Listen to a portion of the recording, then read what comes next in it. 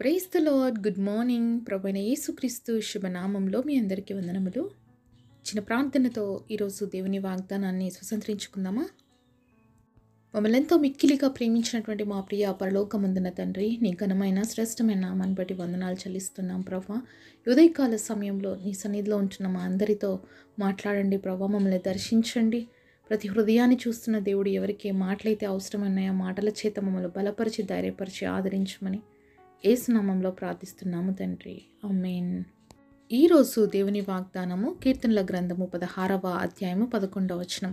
నీ సన్నిధిని సంపూర్ణ సంతోషం కలదు. Psalms chapter 16 verse 11. Thy presence is fullness of joy. దేవుడిచ్చినటువంటి అద్భుతమైన వాగ్దానం మనందరి జీవితంలో నెరవేర్చబడును గాక. ఆమేన్. ఈరోజు ఎంతమంది నా హృదయంలో సంతోషం లేదు, నా హృదయంలో నెమ్మది లేదు, నాకు ఆనందం లేదని బాధపడుతున్నారండి. దేవాది దేవుడు అద్భుతమైన ఈ మాటతో మనతో మాట్లాడుతున్నాడు, ఓదారుస్తున్నాడు. సంపూర్ణమైన సంతోషం ఎక్కడుందంట? దేవుడి సన్నిధిలో మాత్రమే ఉంది. మరి ఈ సంపూర్ణమైన సంతోషాన్ని పొందాలి అంటే మనం ఎక్కడుండాలి? దేవుడి సన్నిధిలో ఉండాలి. అంతేకాని చాలాసార్లు మనం దేవుడి సన్నిధిని విడిచిపెట్టి మరి వేరే వాటిని వెతుకుతుంటాం. మనం సంతోషాన్ని సంపూర్ణంగా పొందుకోవడానికి ఎన్నో ప్రయత్నాలు చేస్తాం, ఎన్నో చోట్లకి పరుగులు తీస్తాం. కానీ నిజంగా అవి ఏవి కూడా మనకి సంతోషం ఇవ్వండి. ఎక్కడైతే సంతోషం ఉంది అంటే అది దేవుడి సన్నిధిలో మాత్రమే ఉంటుంది. ఎందుకంటే ఈ లోకంలో ఉన్న సంతోషాలన్నీ కూడా క్షణికమైనవి మాత్రమే, కొంతసేపు మాత్రమే ఉంటాయి. కానీ దేవుడిచ్చేటువంటి సంతోషం, దేవుడిచ్చేటువంటి ఆనందము మనం ఎప్పుడు కూడా ఆనందించే విధంగా ఉంటాయి. అది పరిపూర్ణంగా ఉంటుంది. ఈ లోకం ఇచ్చేటువంటి సంతోషం తాత్కాలికంగా ఉంటుంది. ఏదో కొంచెం సేపు ఇతరులతో మాట్లాడితే కొంచెం సేపు సంతోషం అనిపిస్తుందేమో, లేకపోతే ఏదైనా మనకి నచ్చినవి చూసుకుంటే మనకు ఆనందం అనిపిస్తుందేమో కొద్దిసేపు. మరి అదంతా కూడా కొద్దిసేపు మాత్రమే ఉంటుంది. కానీ దేవుడి సన్నిధిలో ఉన్నటువంటి వ్యక్తి జీవితంలో ఉండే ఆనందము, ఆ జాయ్, హ్యాపీనెస్ అనేది నిరంతరం ఉంటుందన్నమాట. ఎన్నో పరిస్థితులు ఉంటాయి, మన చుట్టుముట్టు ఎన్నో గందరగోళమైనటువంటి పరిస్థితులు ఉంటాయి. కానీ దేవుడిచ్చేటువంటి ఆ సంపూర్ణ సంతోషాన్ని మాత్రం ఎప్పుడు కోల్పోము. ఎందుకంటే పరిస్థితులు ఎంత కఠినంగా ఉన్నా, ఎంత ఇబ్బంది పరిచేవిగా ఉన్నా కూడా మన పక్షంగా ఉన్న దేవుడు చాలా గొప్పవాడు. మనం కలిగి ఉన్న దేవుడు చాలా గొప్పవాడు. కాబట్టి ఆయన సన్నిధి కానీ మన హృదయంలో ఉంటే ఆయన సన్నిధిలో ఉన్న సంపూర్ణమైన సంతోషాన్ని మనం ఎప్పుడు కూడా అనుభవించగలుగుతాం. దేవుడు ఈ సర్వలోకాన్ని ఒక మాటతో కలుగజేశాడండి. మనందరికీ తెలుసు. ఈ సృష్టిలో ఉన్న ప్రతి ఒక్కటి కూడా దేవుడు కలుగునుగాక అంటే కలిగినటువంటివి. కానీ ఒక్క మానవుని మాత్రమే దేవుడు తన స్వరూపములో తన పోలికలో చేసుకున్నారు. అంతేకాకుండా ఆయన నాసికారంధ్రములో ఉన్నటువంటి జీవాయుధు ఊది మనల్ని జీవాత్మలుగా చేశారండి. మనమంటే ఎంత ప్రేమ దేవుడికి అనే విషయాన్ని మనం ఆలోచించాలి. మరి ఒక తల్లి ఈ లోకంలో నవమాసాలు మోసి ఒక బిడ్డని జన్మనిస్తే ఆ బిడ్డ కోసం త్యాగం చేయడానికి ఎంతైనా సిద్ధపడుతుంది తల్లి. అయితే దేవాది దేవుడు మనల్ని తన రూపంలో తన పోలికలో చేసుకున్నాడు. కాబట్టే మరి తల్లి కంటే తండ్రి కంటే ఈ లోకంలో అందరికంటే కూడా మనల్ని ఎక్కువగా ప్రేమించినటువంటి గొప్ప దేవుడు ఏం చేశాడో తెలుసా? తన ప్రాణాన్ని ఇవ్వడానికి లోకానికి వచ్చాడు. తన సమస్త వైభవాన్ని, పరలోక రాజ్యాన్ని, ఆయన ఘనతను, ఆయన అధికారాన్ని అంతా కూడా విడిచిపెట్టేసి ఒక రిక్తుడిగా, ఏమీ లేనివాడుగా తగ్గించుకొని లోకానికి వచ్చాడు మానవుడి కోసం, మానవుడిని సంతోషంగా ఉంచడం కోసం. మానవుడు వెళ్తున్నటువంటి ప్రతి భయంకరమైన పరిస్థితులన్నిటిలో నుంచి మానవుడిని విడిపించాలని దేవుడే మానవుడిగా ఈ లోకానికి వచ్చాడండి. దేవుడు లోకమును ఎంతో ప్రేమించెను కాగా తన అద్వితీయ కుమారుడైనటువంటి యేసుక్రీస్తు ప్రభుని లోకానికి పంపించాడు. దేవుడు లోకాన్ని ప్రేమించాడండి. ఎంత గొప్ప దేవుడు కదా! దేవుడు లోకాన్ని ప్రేమించాడు. తన ఏకైక కుమారుని మన కోసము ఈ లోకానికి పంపించాడు. కాబట్టి నువ్వు నేను అంటే ఆయనకి ప్రాణం కంటే ఎక్కువ. అందుకే ఆయన ప్రాణాన్ని మన కోసం ఇచ్చాడు. కాబట్టి ఈరోజు నువ్వు సంతోషంగా ఉండాలనుకుంటున్నావా? నువ్వు ఆనందంగా ఉండాలనుకుంటున్నావా? అవి ఎక్కడో దొరుకుతాయని పరుగులు తీస్తున్నావా? లేదండి. సంతోషము, ఆనందం ఈ లోకంలో ఎక్కడ దొరకదు. అది దొరుకుతుంది అంటే అది దేవుడి సన్నిధిలో మాత్రమే దొరుకుతుంది. ఈరోజు నీ చుట్టూ ఉన్న సమస్యలు బట్టి, నీ చుట్టూ ఉన్నటువంటి అస్తవ్యస్తమైనటువంటి పరిస్థితులు బట్టి నువ్వు కృంగిపోతున్నావేమో, నిరాశపడుతున్నావేమో. ఈ పరిస్థితిలో నాకు ఎవరు సహాయం చేస్తారు? ఈ పరిస్థితిలో నుంచి నన్ను ఎవరు బయటికి తీసుకురాగలుగుతారు? నా జీవితం అంతమైపోయిందేమో, ఇంకా ఇంతేనేమో నా బ్రతుకు అని నువ్వు బాధపడుతున్నావేమో కదా! అయితే దేవుడు నీతో మాట్లాడుతున్నాడు.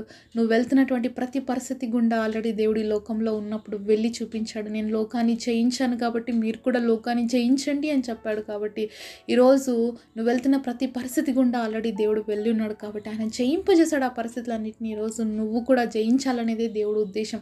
ఎప్పుడైతే నువ్వు దేవుడితో పయనిస్తావో, దేవుడితో కలిసి నీ పరిస్థితుల్లో గుండా నువ్వు వెళ్తావో, ఆ అలజడుల్లో కూడా నువ్వు సంతోషంగా ఉండగలుగుతావు. ఎందుకంటే ఎవరున్నారు తెలుసా నీతో? దేవుడున్నాడు. కాబట్టి దేవుణ్ణి కలిగి జీవించినప్పుడు మన చుట్టూ ఎన్ని పరిస్థితులు వచ్చినా కూడా మనము ధైర్యంగా ఉంటాము, సంతోషంగా ఉంటాము. క్రైస్తవుడిగా, దేవుడి బిడ్డలుగా మనకు శ్రమలు రావా అంటే ఖచ్చితంగా వస్తాయండి. శ్రమలు లేకుంటే అది క్రైస్తవ్యమే కాదు. శ్రమలు లేకపోతే మనం ఆత్మీయతలో ఉన్నవారమే కాము. శ్రమలు, అలజడి అనేవి మన చుట్టూ ఎప్పుడూ ఉంటాయి. కానీ ఆ పరిస్థితుల్లో కూడా మనం నమ్మకంగా ఉండడమే దేవుడు చూసేదనమాట. దేవుడు నమ్మకత్వాన్ని చూస్తాడు.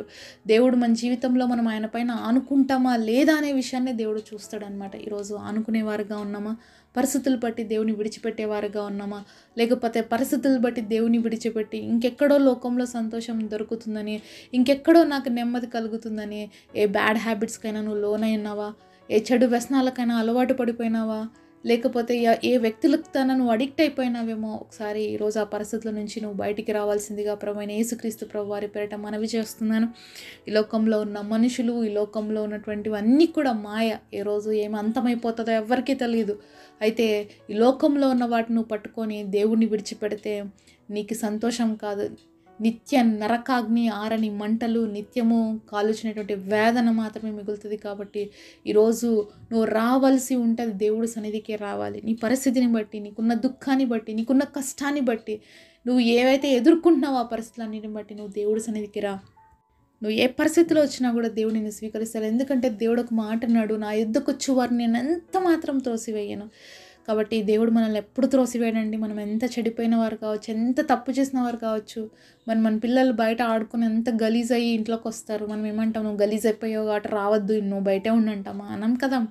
వాళ్ళని తీసుకెళ్ళి క్లీన్ చేసుకొని మళ్ళీ వాళ్ళతో ఆడుకొని ముద్దులాడతాము, వాళ్ళతో ఎంతో ప్రేమగా ఉంటాం. అలాగేనండి మన దేవుడు కూడా అంతే. ఆయన మనల్ని ప్రేమిస్తున్నాడు, ప్రాణమే ఇచ్చినాడండి మన కోసము. కాబట్టి నేను తప్పులు చేశాను కదా, దేవుడు నన్ను క్షమిస్తాడా? నేను దేవుడికి ఈ విధంగా జీవించాను కాబట్టి ఇంక నేను దేవుడి దగ్గరికి రావడానికి అర్హురాలిని కాదని అనుకుంటున్నావేమో. కానీ నువ్వు ఎప్పుడు కూడా దేవుడి చేత ప్రేమించబడుతున్న వ్యక్తివే. కాబట్టి మోసపోద్దు సాతాను మాటలు విని దేవుడు నేను క్షమించడని, లేకపోతే దేవుడు నిన్ను ప్రేమించడు, నువ్వు తప్పు చేసావు కాబట్టి నువ్వు దేవుడి సన్నిధికి పోవడానికి నీకు అర్హత లేదని ఒకవేళ సాతాను చెప్తుంటే ఆ మాటలు వినుకుంటూ కూర్చున్నావేమో. దయచేసి సాతాను మాటలు వినొద్దు. మరి సాతాను నీతో మాట్లాడుతున్నటువంటి ఆ మాటలకి నువ్వు కానీ లోబడితే నువ్వు డిప్రెషన్లోకి వెళ్ళిపోతావు. కాబట్టి సాతాను మాటలు వినొద్దు. ఈరోజు దేవుడు నీతో మాట్లాడుతున్నాను, నేనున్నాను నీ పక్షంగా, నీకు సంతోషం ఇచ్చే దేవుడిని, నీకు ఆనందం ఇచ్చే దేవుడిని నేనే. నీకున్న పరిస్థితుల నుంచి బయటకు తీసుకురావడానికి నాకు మాత్రమే శక్తి ఉందని చెప్తున్నాడండి. కాబట్టి ఆయన యొక్క సన్నిధిలో మనం గడుపుదాము, ఆయన సన్నిధిలో సహవాసం కలిగి జీవిద్దాం. దేవుడి సన్నిధిలో మనం ఎంత ఎక్కువగా గడపగలిగితే మనకున్నటువంటి పరిస్థితుల్ని మనం అంత ఎక్కువగా జయించగలుగుతాము. మనలో ఉన్నటువంటి అశాంతి అంతా కూడా దేవుడు ప్రాలదొలి సంపూర్ణమైన తన శాంతిని, సంపూర్ణమైన తన సమాధానాన్ని, సంపూర్ణమైన తన ఆనందాన్ని మనలో నింపాలి అని దేవుడు ఆశపడుతున్నాడు. మరి నీకు కూడా ఆశ ఉందా? ఎక్కడికెక్కడికో పరుగులు తీయక ఈరోజు దేవుడి దగ్గరికి వస్తావా? మరి క్షమించే దేవుడు సిద్ధంగా చేతులు చాచి ఉంచాడు. నువ్వు ప్రభువా నన్ను క్షమించు అని అడిగినట్లయితే దేవుడు రోజు క్షమిస్తాడు, నిన్ను తన హక్కును చేర్చుకుంటాడు, నిన్ను సంపూర్ణమైన సంతోషంతో నింపుతాడు. అట్టి ఆనందం మనందరి జీవితంలో దేవుడు ఫుల్ఫిల్ చేయనుగాక. పరిశుద్ధుడైన మా తండ్రి, మీకు స్తుతులు స్తోత్రాలు చెల్లిస్తున్నాం తండ్రి. అయ్యా, నీ సన్నిధిలో ఉన్న సంపూర్ణమైన సంతోషం, ఆనందం మాకు కావాలని అడుగుతున్నాం తండ్రి. ఈరోజు లోకంలోకి ఎంతమంది అయితే పరుగులు తీస్తున్నారో ఆ సంతోషం, ఆనందం కోసం దేవా, తిరిగి నీ దగ్గర రావాలని ఆశపడుతున్నాం. ఎక్కడ తప్పిపోయామో, ఎక్కడ పడిపోయినా మమ్మల్ని క్షమించండి. నువ్వు హక్కును చేర్చుకునే దేవుడు అని ప్రభా, నువ్వు సంపూర్ణ సంతోషం ఇచ్చే దేవుడు అని నీ దగ్గరకు వస్తుండగా మా అందరి హృదయాల్లో ఆ జాయ్ని, హ్యాపీనెస్ని నింపమని, గొప్ప వాగ్దానాన్ని మా అందరి జీవితంలో ఫుల్ఫిల్ చేయమని యేసు నామములో ప్రార్థిస్తున్నాము తండ్రి. ఆమేన్. ఈరోజు బర్త్డే అలాగే వెడ్డింగ్ యానివర్సరీ సెలబ్రేట్ చేసుకుంటున్న మీ అందరికీ కూడా wish you happy birthday and happy anniversary. God bless you.